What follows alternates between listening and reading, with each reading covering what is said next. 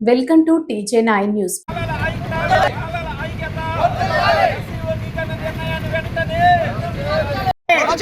SC వర్గీకరణ నిర్ణయాన్ని వెంటనే ఎస్సీ వర్గీకరణ నిర్ణయాన్ని వెంటనే we want justice